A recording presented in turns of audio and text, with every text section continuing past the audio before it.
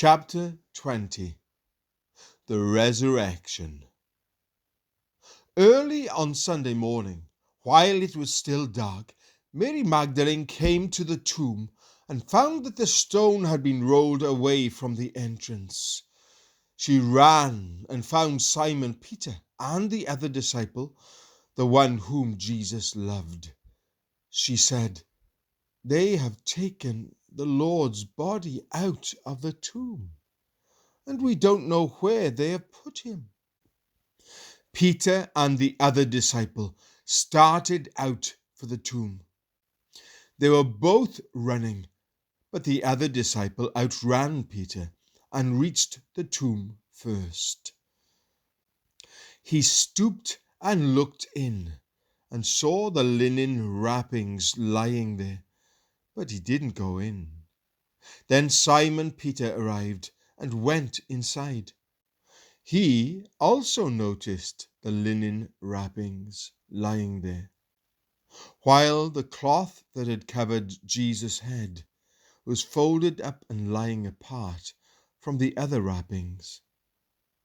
Then the disciple who had reached the tomb first also went in, and he saw and believed.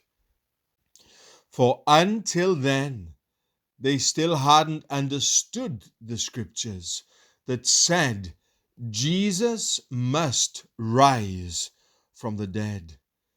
Then they went home. Jesus appears to Mary Magdalene. Mary was standing outside the tomb crying, and as she wept, she stooped and looked in. She saw two white-robed angels, one sitting at the head and the other at the foot of the place where the body of Jesus had been lying. "Dear woman, why are you crying?"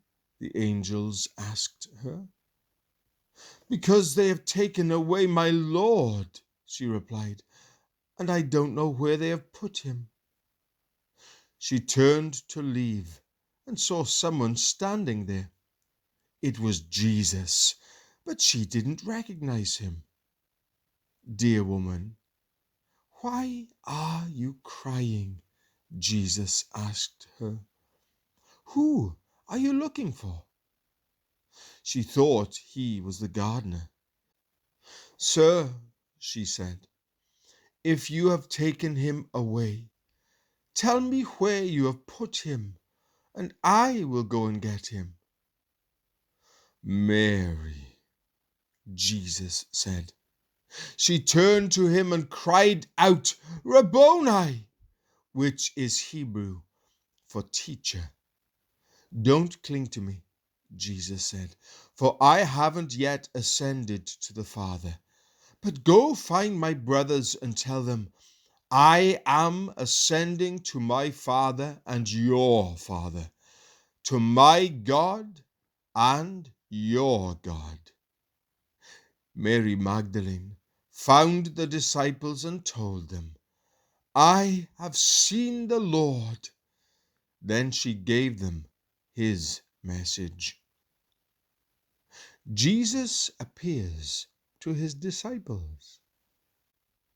That Sunday evening, the disciples were meeting behind locked doors because they were afraid of the Jewish leaders.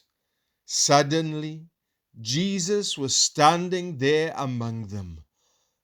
"Peace be with you," he said. As he spoke, he showed them the wounds in his hands and his side. They were filled with joy when they saw the Lord. Again, he said, "Peace be with you. As the Father has sent me, so I am sending you." Then he breathed on them and said, "Receive the Holy Spirit. If you forgive anyone's sins, they are forgiven. If you do not forgive them, they are not forgiven." Jesus appears to Thomas. One of the 12 disciples, Thomas, nicknamed the twin, was not with the others when Jesus came. They told him, "We have seen the Lord." But he replied, "I won't believe it unless I see the nail wounds in his hands, put my fingers into them, and place my hand into the wound in his side." 8 days later, the disciples were together again, and this time Thomas was with them. The doors were locked, but suddenly, as before, Jesus was standing among them. "Peace be with you," he said. Then he said to Thomas, "Put your finger here and look at my hands. Put your hand into the wound in my side. Don't be faithless any longer. Believe." "My Lord and my God," Thomas exclaimed. Then Jesus told him, "You believe because you have seen me. Blessed are those who believe without seeing me." Purpose of the book. The disciples saw Jesus do many other miraculous signs in addition to the ones recorded in this book.